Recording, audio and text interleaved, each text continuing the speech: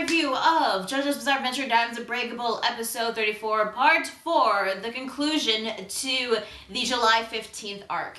In this episode, we conclude the Cheap Trick arc with Rohan and Koichi, and we move on to the stuff with Kira, and especially with Hayato, as he learns another shocking revelation about his father. But I'll get to that later. For now, let's talk about the Cheap Trick stuff. So Koichi comes to Rohan's house after Rohan called him for help. The strange thing is, though, Koichi believes that Rohan was messing with him because there were other times before where Rohan would mess with Koichi. So he didn't believe Rohan at first. So Rohan tried to prove it to Koichi about Cheap Trick by showing him the corpse upstairs, where Koichi had to walk up the stairs while Rohan was on his back against the stairs, which was pretty funny. But when he got up there, the corpse of Masazo Kinoto was gone. It turns out that after Cheap Trick transfers onto someone else's back, the previous person before shrinks and shrivels up into this strange little thing. And that's what happened with Kinoto. Again, I feel so sorry for this unfortunate person that had to die due to curiosity and then get his corpse shriveled up and shrunk.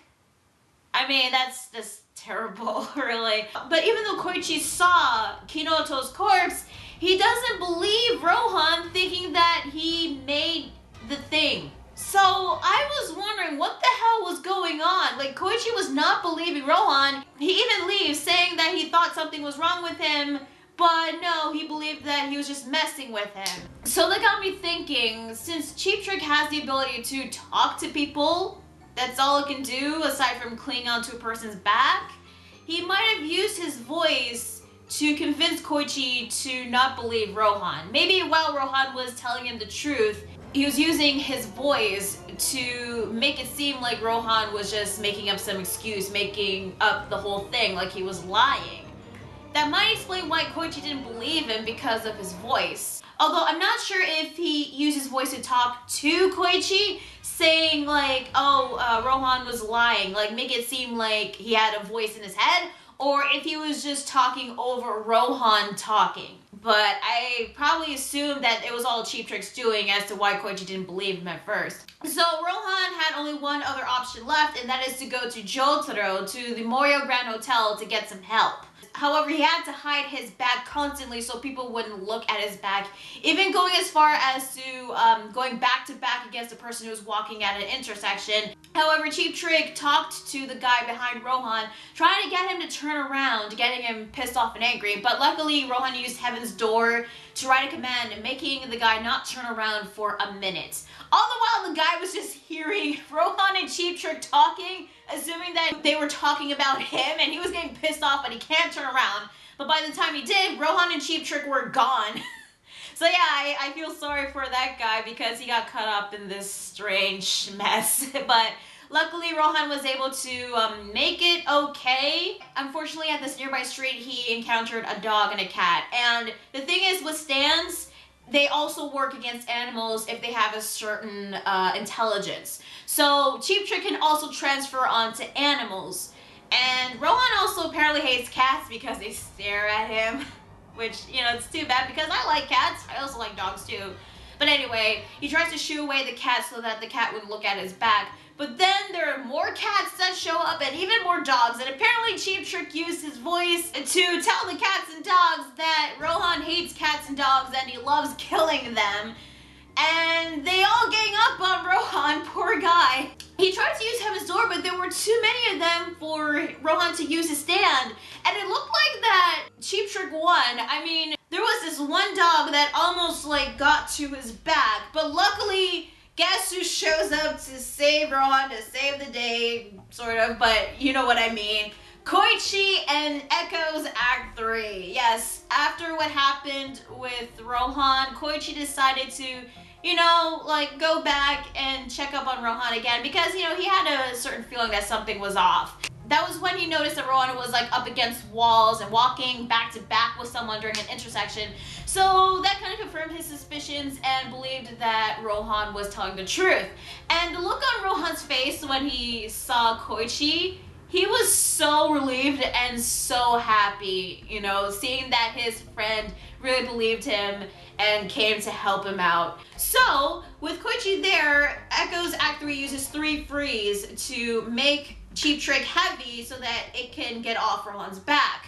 Which seemed like it worked at first, but unfortunately, if you try to physically get rid of the stand will still cling onto your back.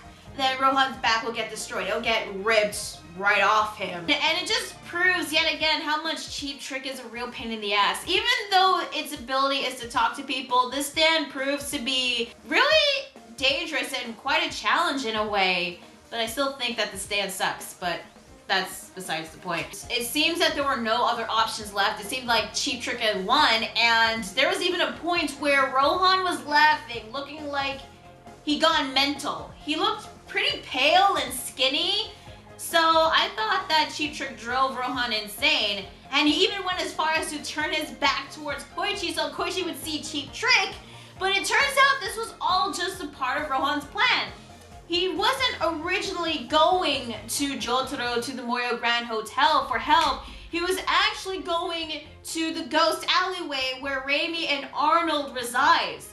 And he was going to the point where you're not supposed to turn around, otherwise those big hands from before would grab onto him.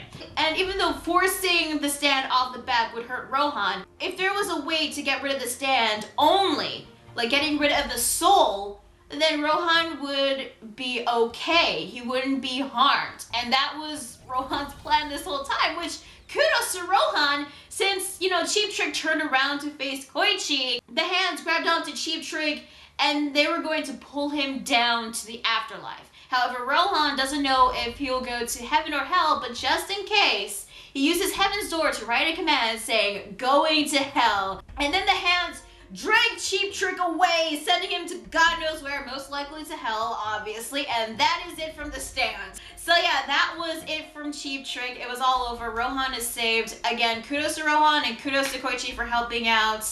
I was not expecting Rohan to be using the Ghost Alleyway in that way, but I actually did appreciate that. But afterwards, we see Raimi and Arnold. You kind of wonder where were they, since, you know, this is where they resided. And Raimi was looking at the pictures that Rohan took, and she was pointing at 2 pictures. The first one being the one with Hayato in it, and the other one being a photo of Kosaku.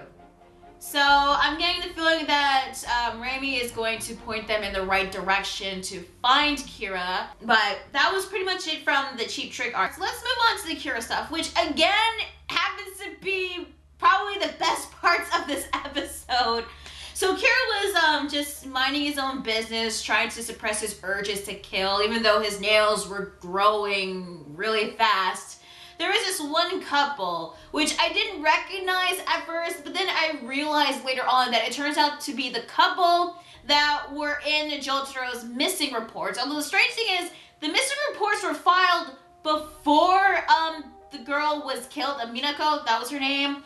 There was probably some more information about that, but I didn't pay much attention to it. But all I know is that these 2 were kind of being assholes to Kira. I mean, in this one scene when Kira was just, you know, in the train, Minako's bag was on Kira's knee. And, you know, Kira could have just asked her to remove her bag from his knee, but, you know, he just pushed the bag away.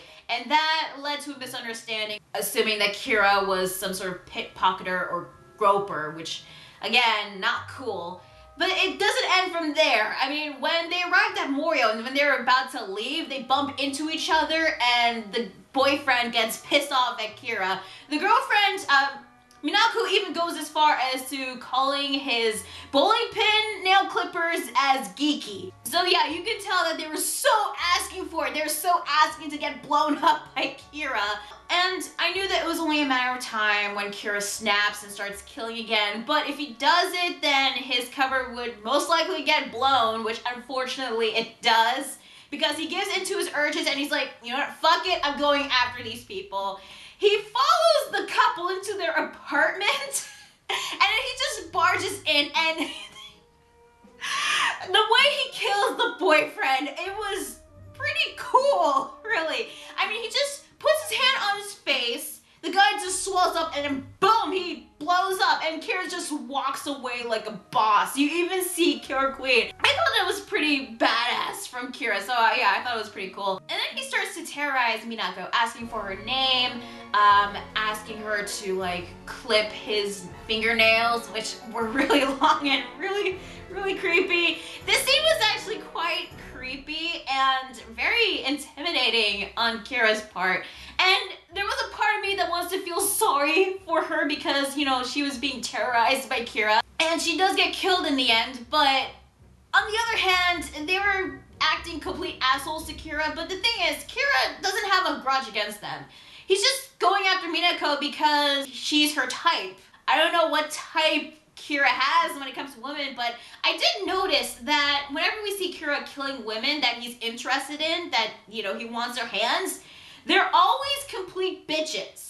So I guess that's what Kira's type is, just women who are complete bitches to other people or something. But I was interested with what he was saying about his fingernails. It's like saying that no one can stop making their fingernails grow, just like their destiny. So for him, Kira knows that his urges to kill is part of his destiny, is part of his fate, and he just goes along with it, but he goes along with it in a positive light, in his own positive thinking. And you know his nails always grow whenever he has those urges to kill, which were grown so much that he had to quench his thirst to kill.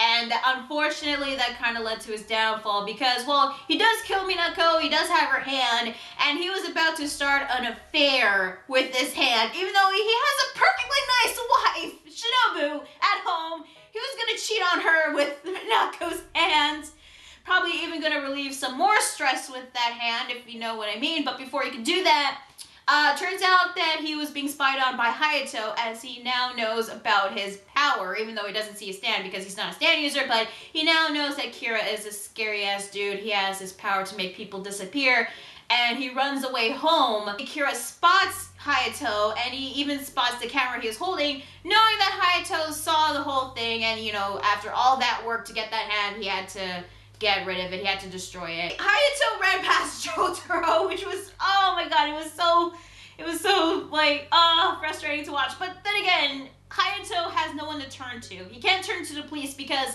the police wouldn't be able to deal with Kira.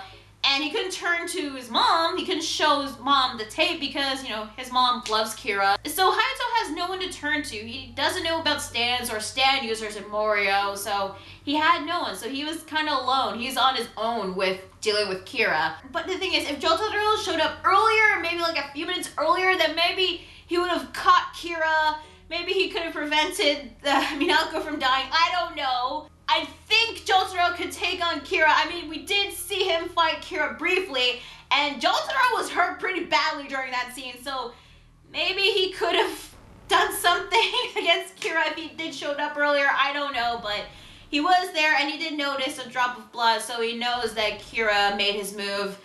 Which, okay, Kira is seriously slipping. I feel like his luck is running out because he's starting to make, like, rookie mistakes. I mean, he left blood. He left evidence of his killing. Like, come on, Kira. Like, what the hell? Anyway, we cut to the Kawajiri household as Hayato was in the bathroom taking a bath. And yes, we see his dick, which, oh my god, why? But that's besides the point. He is like trying to contemplate on what he should do next. Unfortunately for him, Kira shows up naked, asking to take a bath with his son, which leads to probably one of the creepiest scenes that I've seen so far. Even creepier than Kid Polnareff and Alessi in the bathroom. And that scene had a freaking fetus. Oh my god, yeah, it was so creepy with Kira trying to, you know, like get Hayato alone and trying to confirm what Hayato was doing while he was spying on him. All the while, Hayato was trying not to get really scared and trying to, you know, like avoid Kira, hiding the videotape that he had. But this eventually leads to this very intense confrontation between Kira and Hayato. Kira now knows that Hayato was there spying on him. He uses Kira Queen to turn a strand of his hair into a bomb. And he was gonna detonate the hair strand, making it look like Hayato died by slipping and hitting his head. But right before Killer Queen pushes the switch, Hayato turns the tables around by having a video camera set up in the bathroom recording them, which, you know, if someone were to like look at this, it would totally be very misleading, making it assume that Kira was trying to, you know, like come on to him in a pedophilic kind of way, but that's besides the point. Anyway, Hayato tells Kira that he has tapes of him, and even with stray cats, that he has hidden these videotapes somewhere. And if Kira kills Hayato, then these videotapes would get out to the public. They would be found eventually, and then Kira would be exposed. So, yeah, Kira is, you know, like caught in a serious situation. He could kill Hayato, but if he does kill him, then those videotapes would get out. He'll get exposed. He won't be able to find them anyway. And goddamn, Hayato, even though he was scared at the beginning of that scene, even though he was terrified, scared shitless, he managed to turn it around and gather up whatever courage he had left in him to confront and stand up against Kira. So what is Kira gonna do? Well, that's where the episode ends, so we don't know until the next one. So yeah, that was episode 34. Overall, this was a great episode. This was very tense, very suspenseful, and the Cheap Trick arc was actually handled very nicely in a way, although I get the feeling that there were probably some parts in the manga that were left out. I was disappointed in Koichi at first for not believing in Rohan, but I was glad that he decided to come back and help him out, and now he believes in Rohan. Although, the thing is, like, Koichi said that Rohan always messed with him, and I honestly don't recall Rohan messing with him unless you count, you know, going into the Ghost Alleyway for the first time, or, you know, like convincing Koichi to come with him to the department store, you know, like during the Cinderella episode.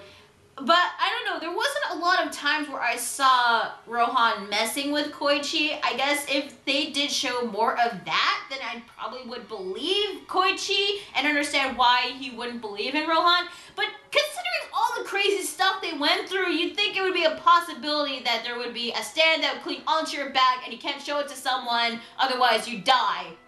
But yeah, at least Koichi managed to pull through in the end. And we got to see Act 3 again, which was neat. Rohan, though, actually managed to pull through in the end and got rid of Cheap Trick, which I was not expecting him to use the Ghost Alleyway in that way, but I actually liked it. I thought that was pretty cool. I actually thought that he was going to be driven insane, but he wasn't. He managed to, like, keep his composure, but only laugh when he managed to make it to his actual destination. I did feel sorry for Rohan having to deal with this kind of stand, but at least it's gone now. It's done. And as for Cheap Trick itself, overall, I still think the stand is the absolute worst that I've seen so far, but the stand does prove to be very tough and challenging to deal with. It's a pain in the ass. Then the stuff with Raimi, you know, ever since she started showing up, I started to feel like that she was going to be used to point the others into the right direction on finding Kira. I mean, she was the reason why they know about Kira in the first place. And I was actually hoping that Rohan and the others would figure it out for their own. They'll figure it out themselves that Kosaku is Kira. But I guess not, because I guess there wasn't enough clues in the photos for Rohan to figure it out. So that's why Raimi is there to help them point in the right direction. The Cheap Trick arc overall, it wasn't actually as bad as I thought it was going to be. In fact, I thought it was pretty good. And the conclusion itself was actually really good. It was pretty satisfying, which is weird because I actually kind of like the Cheap Trick arc more than I did with the Superfly arc. And the Superfly arc started off pretty well, but the ending was just meh to me. But the ending with Cheap Trick was actually pretty good, which is baffling because Cheap Trick is even worse than Superfly, but yeah. And then there's the stuff with Kira, which obviously was the best part of the episode. I mean, Kira killing that couple was very cool, yet very intimidating on Kira's part. But he was much scarier when he was like confronting Hayato during the bathroom scene. So yeah, overall this was a great episode, a nice conclusion with the Cheap Trick arc, and a lot of suspenseful, intense scenes in this episode, which I really liked. Animation and artwork for the most part was really good, but I liked how Killer Queen looked in this episode. I mean, the way it just materializes and just shows up looking all menacing and intimidating with the colors, it just looks really cool. I really did like the color schemes used during the Cheap Trick art because it really looked like that Rohan was really pale and looked like he'd gone mental, but yeah, he wasn't. But again, kudos with the animation and the use of colors in this one. Music once again was really good. I am really liking Kosaku's theme, Kira's new theme in this episode, how it was used. And of course, voice acting once again was spot on. The voice actor for the Architect and Cheap Trick is Makoto Ishii, who did a pretty good job with the voice acting. He doesn't voice a lot of characters in a lot of animes, but he did voice some characters in animes like Big Order, Blackjack, even Mirai Nikki, and Pokemon Best Wishes. In fact, I believe he's best known for voicing Masumi Nishijima from Mirai Nikki. And in Pokemon Best Wishes, he voices Korn, one of the gym leaders in Pokemon. And the next episode is gonna get even better because next episode, Bites the Dust, Part 1. This is what I've been looking forward to for so long because I've heard of Bites the Dust and being another one of Killer Queen's techniques. I don't remember what it does. I think I might have seen it in the All-Star Battle video game, but I totally forgot what it could do. But I am looking forward to seeing it because Bites the Dust! Yay! It's gonna be so cool, hopefully. Keep my fingers crossed. But, you know, since Kira is, you know, caught in a very sticky situation, I'm getting the feeling that Bites the Dust is gonna help him in some way. I don't know how or what it'll do, but maybe he'll be able to live that peaceful, nice, quiet life without Hayato interfering after all. That is, if Hayato is going to make out of this alive, hopefully. I mean, I don't want Hayato to die. So, tell me guys, what did you think of this episode of Diamonds Unbreakable? Did you like it? Did you hate it? What did you think of Cheap Trick overall and how Rohan got rid of the stand? And what did you think about Kira, like, killing that couple and the bathroom scene, which is goddamn creepy and so intense? And do you think Kira is going to really kill Hayato, or do you think that there is going to be a way for him to get out of this without killing Hayato? Which I believe he'll be able to do that with Bites the Dust, whatever that technique is. Which I'm looking forward to seeing what Bites the Dust is. So, yeah, let me know in the comment section down below. Like the video if you like it, subscribe to more videos, and be sure to check out my Facebook fan page and Google+. So yeah, that was JoJo's Bizarre Adventure, Diamonds Unbreakable, episode 34. I'm Larry Spawn 27, and I'll see you guys next time on episode 35, Bites the Dust Part 1. It's gonna be so freaking cool. Later.